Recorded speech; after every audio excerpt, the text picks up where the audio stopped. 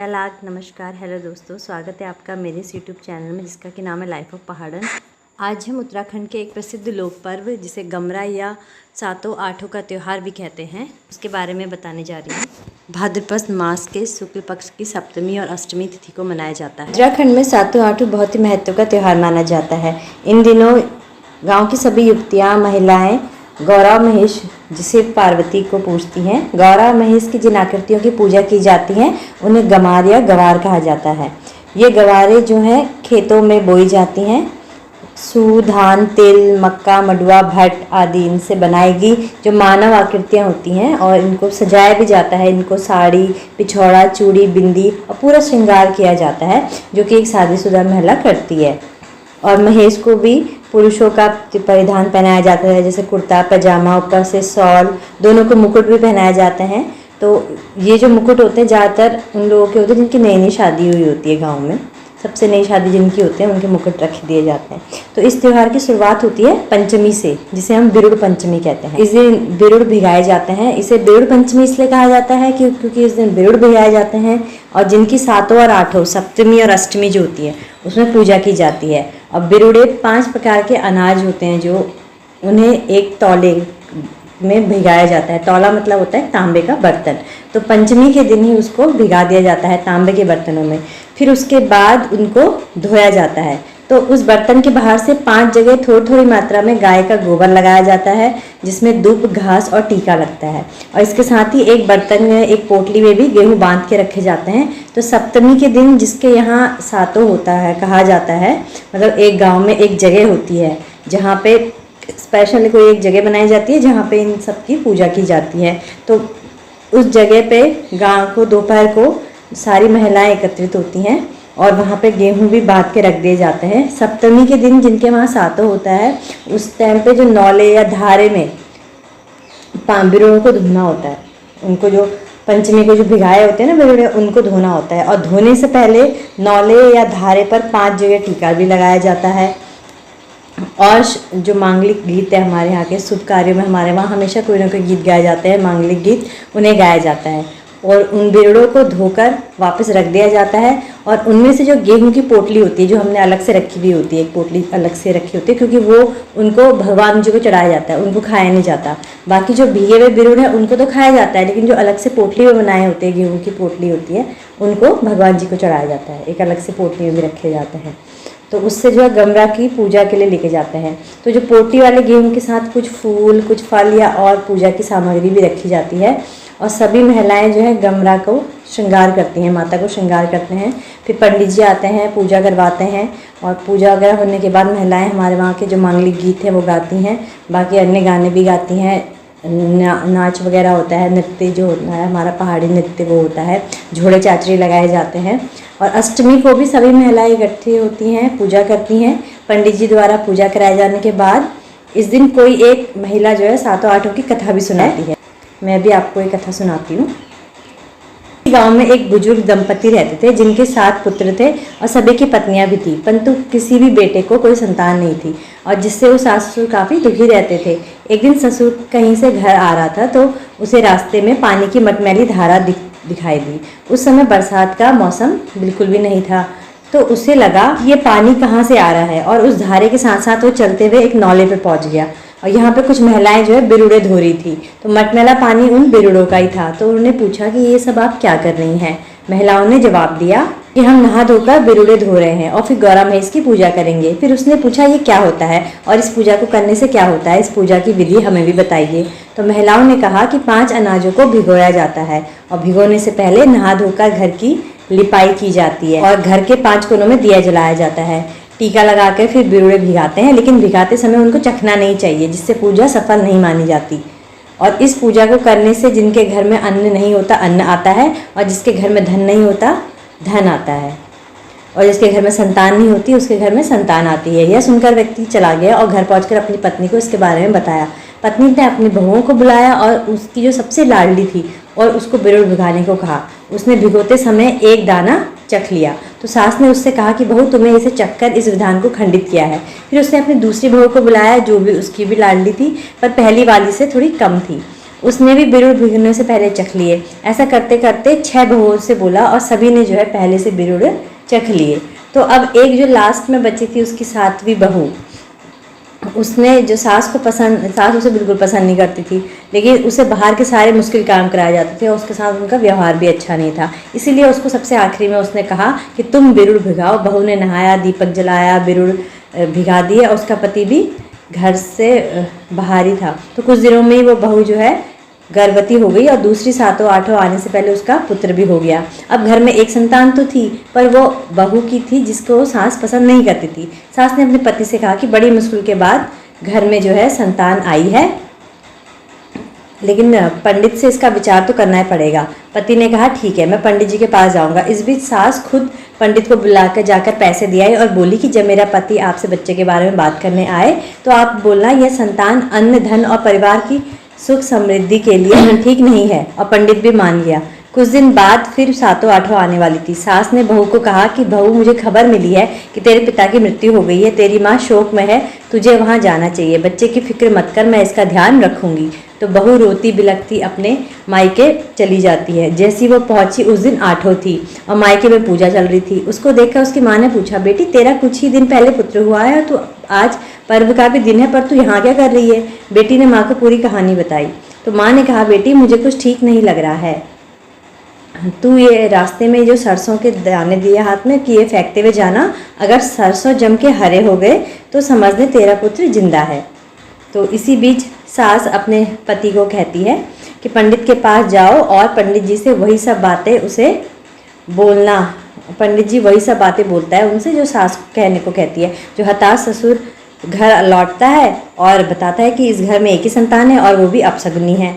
सास मौके का फ़ायदा उठाकर बोलती है कि ये सब किस्मत की बात है, अब हमारे पास एक ही रास्ता है इस बच्चे को मारने का। तो वह उस बच्चे को जाके पानी के भरे नौले में गिरा आती है। बच्चे की माँ रोती हुई पीछे से सरसों फेंकती हुई आ रही थी। जैसे उसकी माँ ने कहा, सरसों भी हरा होता जा रहा था। धीरे धीरे वह उसी नौले पर पहुंची जहाँ उसका बेटा जो है नौला फेंका गया था। तो उस नौले पर रुकी और उसने दूध में सनी अपनी छाती को धोने लगी। तो माँ ने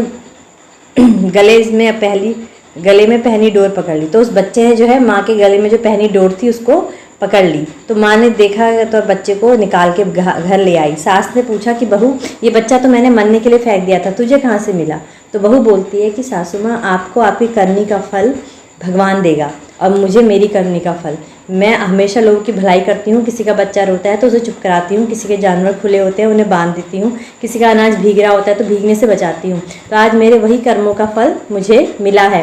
सास बोलती है, सही कहा बहू, मैंने भी कभी किसी का भला नहीं किया। किसी का बच्चा रोता था तो मैंने उसको 2 थप्पड़ मार दिए, किसी के जानवर बंधे होते थे तो मैं खोल देती थी, अनाज सूख रहा होता था तो उस पर पानी डाल देती थी। यही इसकी कहानी यहाँ पर समाप्त हो जाती है। शुक्रिया अदा करती है और बोलती है कि भगवान, आपने मुझे मेरे अच्छे कर्मों का फल दिया है और इसी प्रकार मैं आपका भी व्रत अष्टमी और नवमी का, जैसे हम 8 सातों कहते हैं, वो हमेशा करती रहूँगी। घर में सभी परिवार के सदस्य ये बिरुड़े चढ़ाते हैं और बाकी जो भिगाए हुए होते हैं उनको पकाकर खाए जाते हैं और आस पड़ोस के परिवारों में भी एक दूसरे को बिरुड़ बांटते हैं।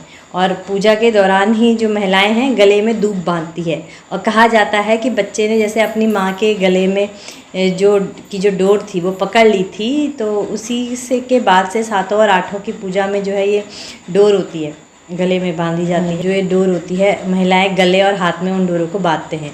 तो 8वां के दिन कई महिलाएं इलाके में कई जगह मेले भी होते हैं, इसमें बहुत सारी दुकानें भी लगती हैं, उत्तराखंड के लोकगीत भी गाए जाते हैं। और 8वां के बाद कहते हैं गौरा महेश्वर कुछ दिन तक उसी घर में रहते हैं और उसके बाद उनकी पूजा भी की जाती है। सभी गांव वाले मिलकर कोई एक खास दिन तय करते हैं, उसके बाद गाने बजाने के साथ धूमधाम से नज़दीक के मंदिर में उनको पहुंचा के आते हैं, जिन्हें गंवार सिवाना कहते हैं और गंवार सिवाते हैं। इसमें मंदिर में भी नाच गाने होते हैं और इस तरह फिर अगले साल फिर से गौरा महेश्वर को वापस लौटने की कामना की जाती है।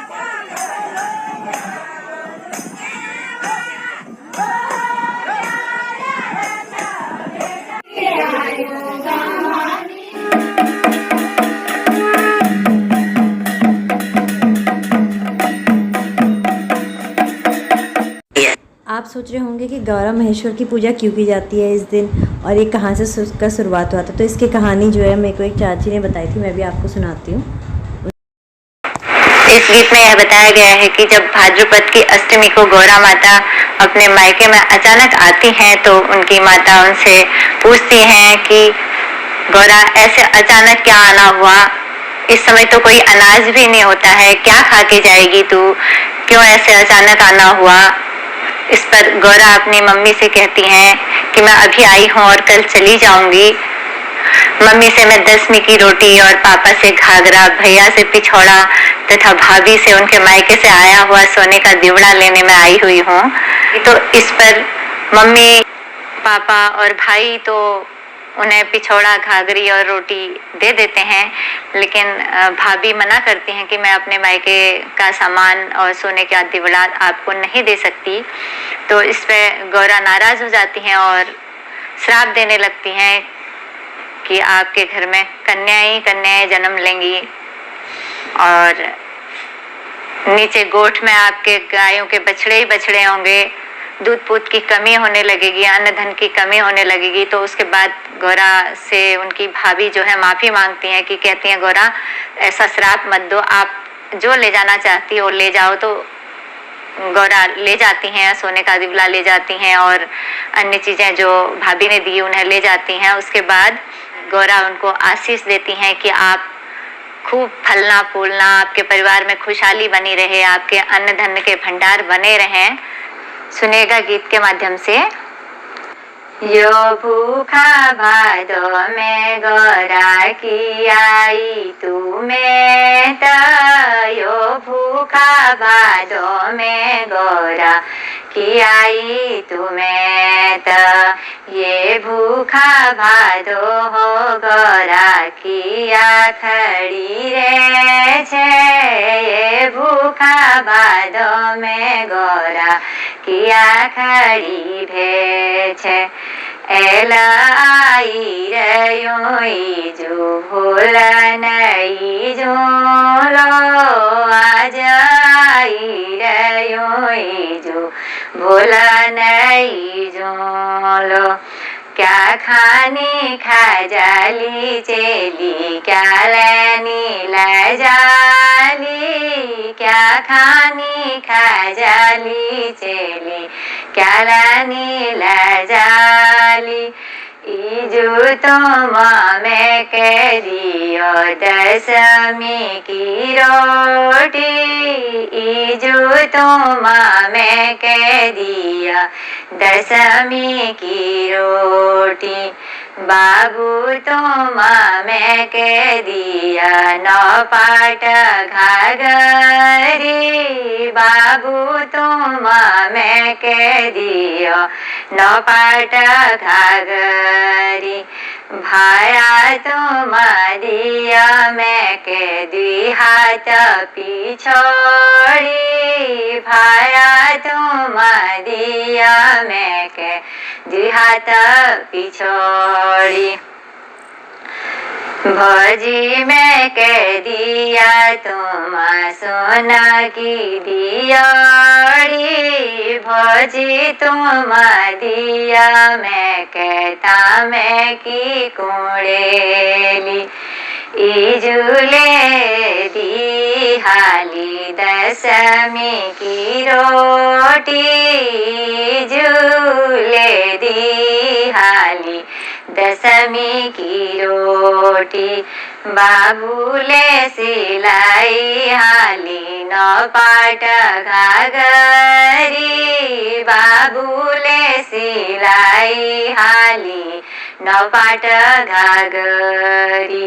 भायाले मंगाई हाली 2 हाथ पिछोड़ी, भायाले मंगाई हाली 2 हाथ पिछोड़ी। इजू बोली खेजा गौरा 10वीं की रोटी, बाबू बोल्या पैर गौरा 9 पाट घाघरी।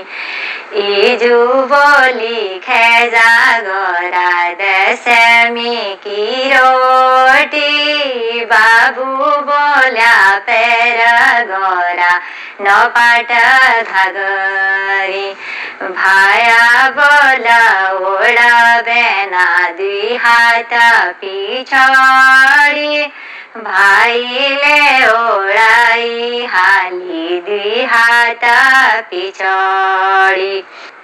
भौजी बोली ने दिनों में ठेड़ सिंगा गाया, ने दिनों में गोरा तुम सोने की दियोड़ी।